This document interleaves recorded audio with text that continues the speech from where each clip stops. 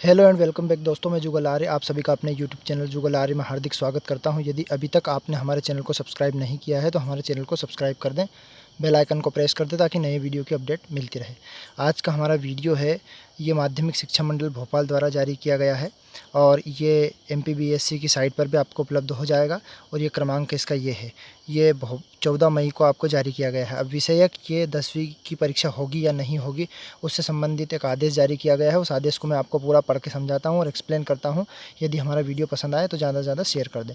Corona संक्रमण की गंभीरता को दृष्टिगत रखते हुए माध्यमिक शिक्षा मंडल भोपाल द्वारा आयोजित हाई स्कूल, हाई सेकेंडरी और हाई सेकेंडरी व्यावसायिक मंडल द्वारा डिप्लोमा, प्री एजुकेशन, शारीरिक प्रशिक्षण, पदोन्नति या फिर ये इन प्रकार की जो परीक्षाएं होने वाली है वो 1 माह के लिए स्थगित की जाने संबंधित आदेश प्रकाशित किए गए हैं।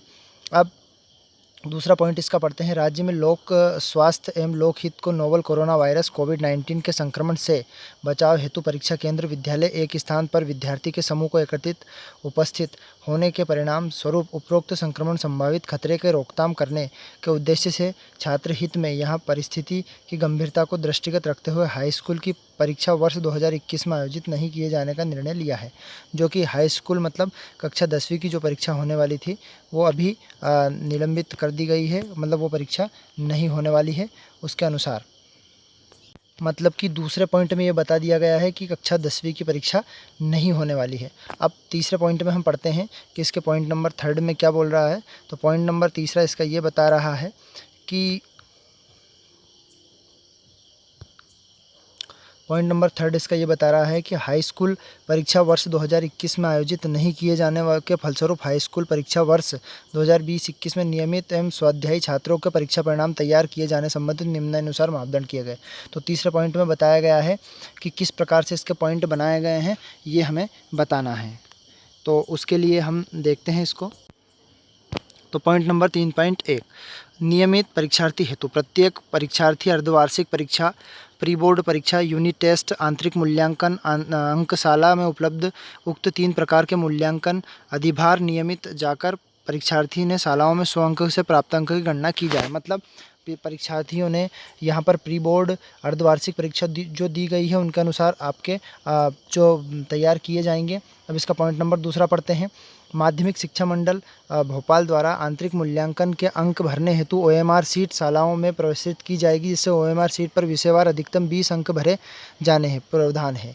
प्रत्येक परीक्षार्थी 100 अंक से प्राप्त करेंगे और होने वाले अंकों को कोटा आधार पर परिवर्तित किए जा सकते हैं। मंडल द्वारा प्रेरित OMR सीट को 50% अंक अधिभार यूनिट टेस्ट, एक से अधिक यूनिट टेस्ट आयोजित कराए गए हैं तो जिस यूनिट टेस्ट में अधिकतम अंक अर्जित किए गए उसमें 30% अधिभार के अनुसार ये जोड़े जाएंगे। ये स्कूल का काम है कि किस प्रकार से OMR सीट में भरना है और किस प्रकार से वो पुराने जो पेपर लिए थे उनके अनुसार बताया गया है। अब आगे की तरफ बढ़ते हैं।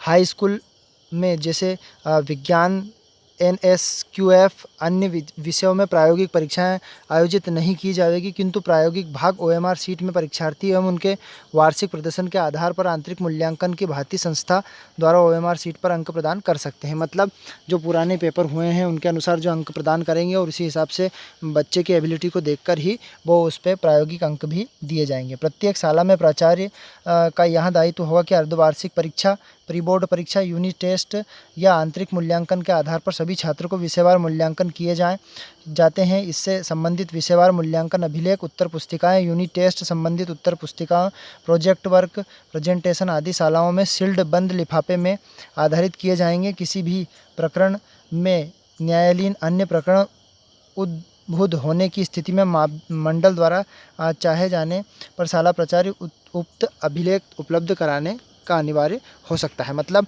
जो हमारी 2-3 महीने पहले स्कूल लगे थे उनके अनुसार आपको अंक प्रदान किए जाएंगे कि किस प्रकार से कितने अंक प्रदान करने हैं और इसी अनुसार आगे के मापदंड को हम पढ़ते हैं। तो ये सारे मापदंड लिखे हुए हैं।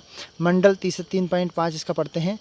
मंडल स्तर पर इस प्रकार से प्राप्त विषयवार अंकों के आधार पर पोर्टल के आधार पर छात्रों को सैद्धांतिक परीक्षा के अंकों को 80% प्राप्त अंक की गणना करते हुए परीक्षा परिणाम तैयार किए जाएंगे, परंतु यहाँ परीक्षा परिणाम निम्न शर्त पर अध्ययनी होगी। नंबर 1, प्रत्येक विद्यालय में विगत 3 वर्ष के औसत अंक मंडल द्वारा शालाओं में उनके MP ऑनलाइन पर लॉगिन उपलब्ध कराए जाएँ। 3 वर्ष में सर्वश्रेष्ठ औसत अंक शाला के लिए बैच मार्क अंक होने के अर्थात 2021 में शाला में औसत 3 वर्ष के औसत अंक सर्वश्रेष्ठ जो 10+2% से ज़्यादा नहीं हो।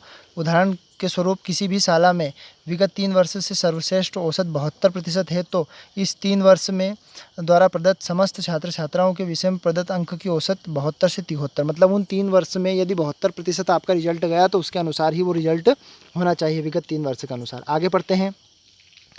यदि किसी शाला में विगत 3 वर्ष अर्थात कम 2 या 2 वर्ष से अधिक औसत अंक शाला के सर्वश्रेष्ठ औसत अंक माने जाएंगे। यदि किसी भी शाला का पूर्व वर्षों से डेटा उपलब्ध नहीं है तो ऐसी स्थिति में विगत 3 वर्ष के श्रेष्ठतम प्रदेश में औसत अंक की उस शाला से बेंचमार्क किया जाएगा।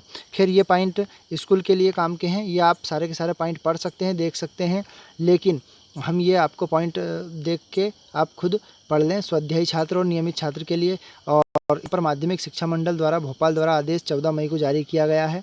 इस वीडियो में हमने ये बताया कि कक्षा 10वीं की पेपर अब नहीं होने वाले हैं और उनका जनरल प्रमोशन जैसे दिया जाना है संबंधित उससे ही, क्योंकि 10वीं की परीक्षा में जो पेपर हमने दिए हैं, पुराने बच्चों ने जो पेपर दिए हैं उन पेपर के अनुसार ही जैसे प्री बोर्ड वार्षिक परीक्षा के अनुसार अंक का निर्धारण किया जाएगा और प्रायोगिक परीक्षा का भी।